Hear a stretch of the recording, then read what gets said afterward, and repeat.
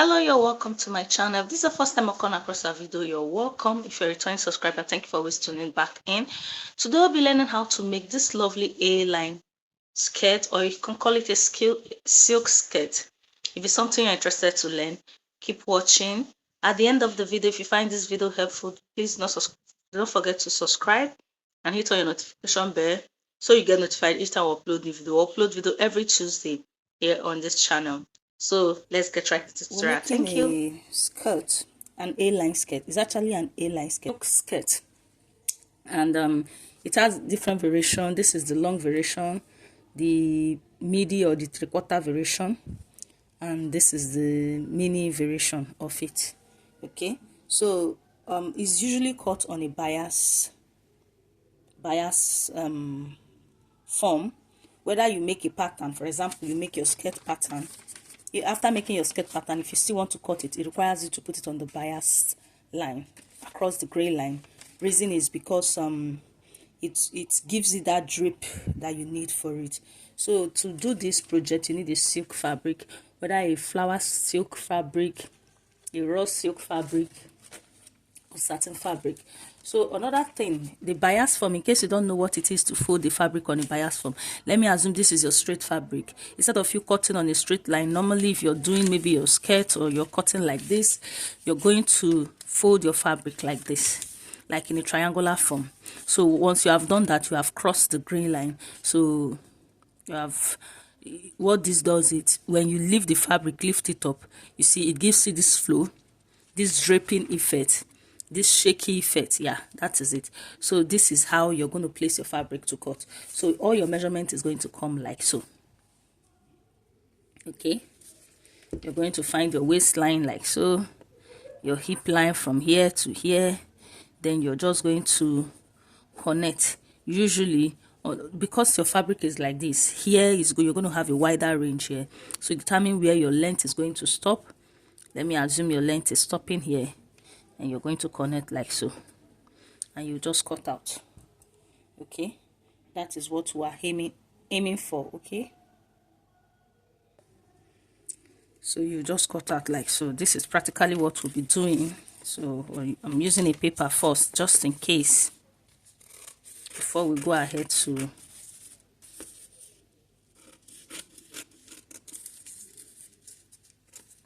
cutting fabric. So when you open it, you're going to have something like this.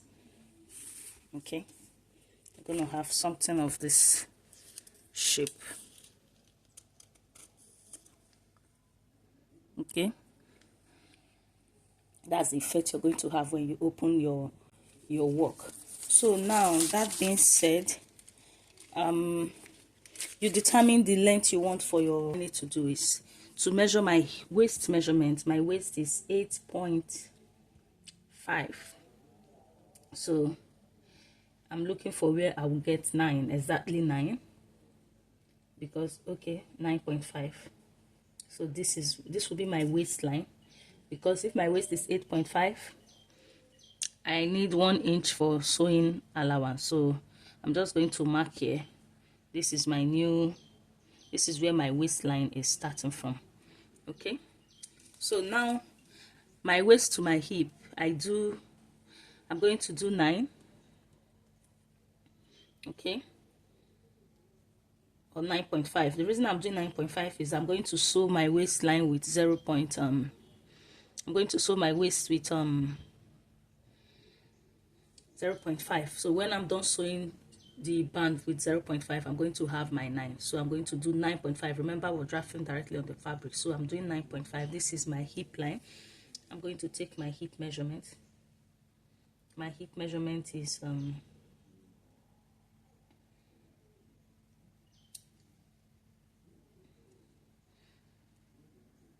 10.5. I have 1 inch for sewing allowance. So now we're going to determine where your skirt length is going to be. Remember, your knee standard measurement for your waist to your knee is usually 20 to 22. So if you want it on your knee measurement, please use your measurement, measure yourself. So I have to turn my camera again So you see what I am doing now.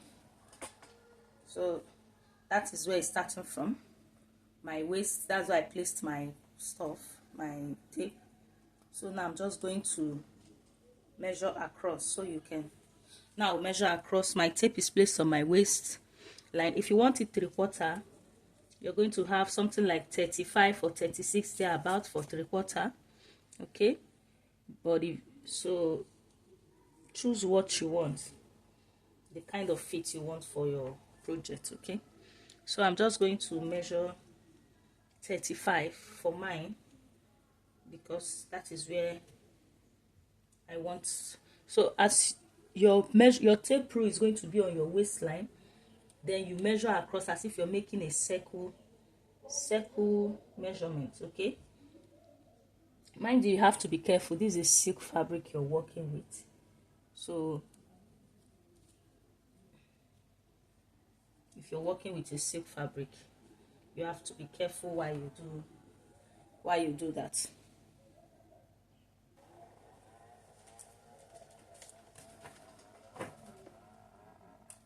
So this is my cutting. I'll just cut like so. I just kept moving my camera because so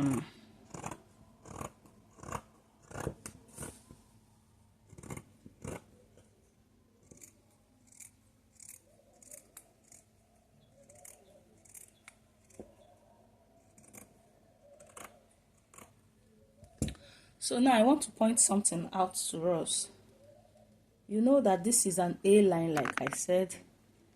This is an A line. So it determines, because of the flay, how it's cut. Sometimes you can manage the fullness of the down part, okay? Basically what your client or what you want.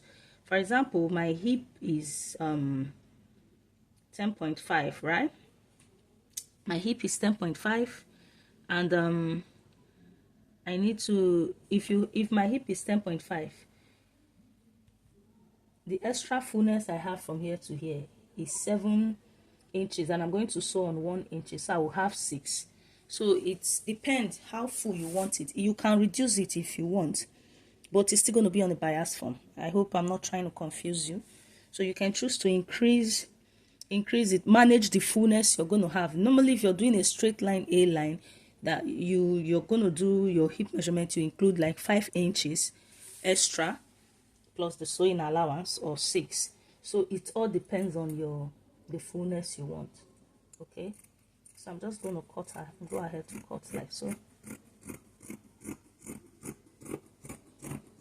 This fabric is tricky, so every little chance you have to hold it down, pin if possible. So this is what we have.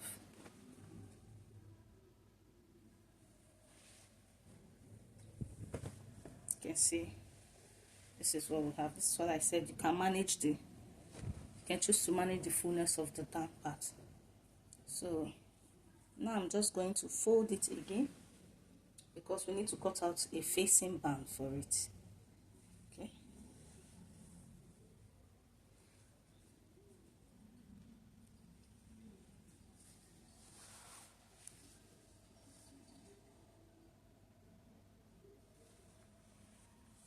I need to cut out a facing for it. I'm hemming for like 2-inch facing. Okay.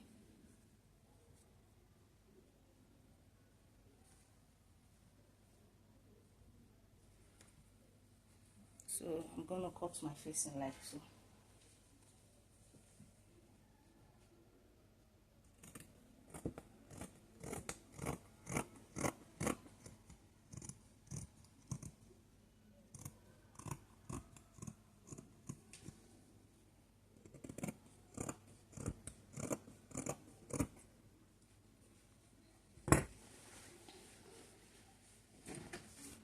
So here we are done. I'm just going to make my facing equal.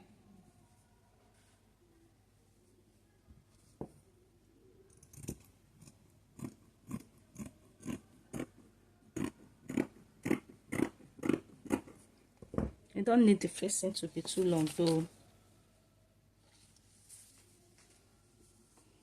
You can make it 2-inch, 3-inch, so that when you're done sewing, you have what you're going to serge or you're going to fold together. So depending on if you're going to fold, create the folding allowance that you need with it. By the time you're done, you have like 2-inch or 1.5. Okay, so I'm going to put an interface. I'm using this interface, this wording for it before I proceed to sew. Yeah, I've gone ahead to iron my head stay or whatever you call it. This is not the paper one, this is the fabric like on. So all I'm gonna do is, if you have a serger at this particular time, you serge the down part. If you don't, you can top stitch, but it's better if you serge, because if you top stitch, it's going to be showing inside when you're wearing it. But if you serge it, it's going to lay flat like there's nothing there. Okay, so I'm just going to sew.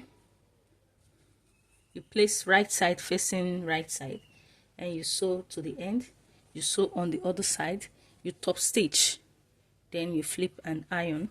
And I also want to point out, in case you don't want to use band, you don't want to use zip, you can make this without using zip, right? So all you need to do, if that's what you want, you're going to do your hip measurement rather than waist measurement when you are cutting the waist. Okay, that's just it.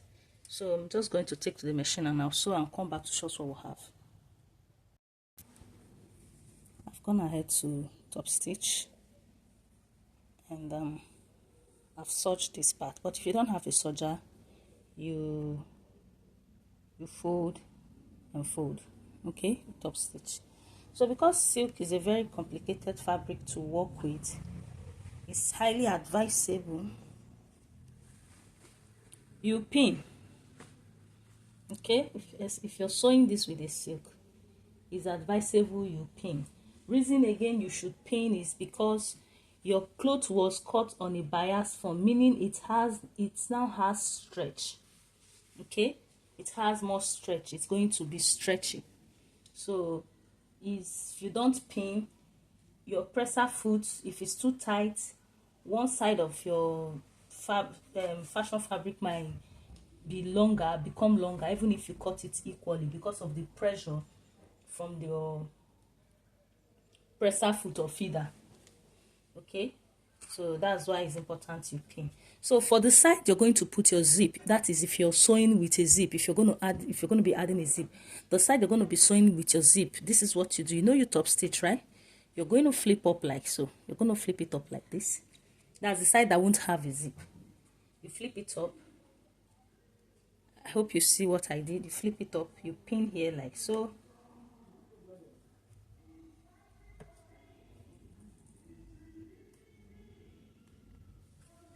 You sew like so.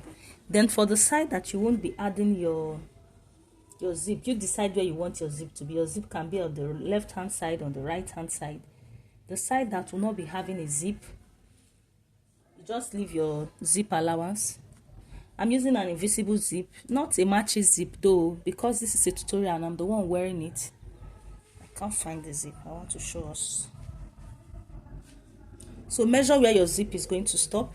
You start with your sewing allowance. Remember that it is 1 inch I added for the sewing allowance. So if it's 1 inch you added, sew on your sewing allowance, and you continue with that sewing allowance to the end of the fabric. Okay, so you continue with whatever allowance you added. Mine was 1 inch. I'm just going to sew 1 inch downward. Then for the flay, like I said, you can control your flay. If the flay is too much, you don't want it much, you can reduce it. Okay, so you determine that when you're cutting. At least 5 inch extra from or more from your hip allowance should be enough for the down for the flay. If you understand what I said. Okay, let me explain it. If you fold your skirt, right, for you to add, if you're doing a line, your a line, you add extra like 5 inch, 6 inch, depending on how full you want it and the length, right?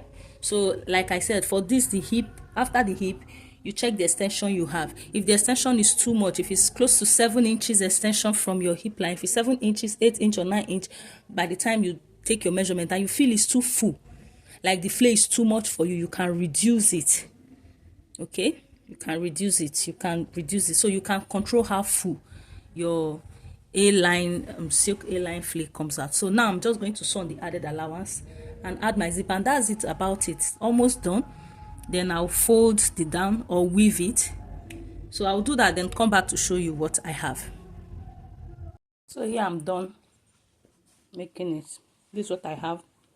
I'll later use my hemming gum. I'll use the hemming gum to stick it to it. This is the down part. I'll take it to weave. I don't want to, you can hem it too, but I want to weave mine. Reasons well known to me.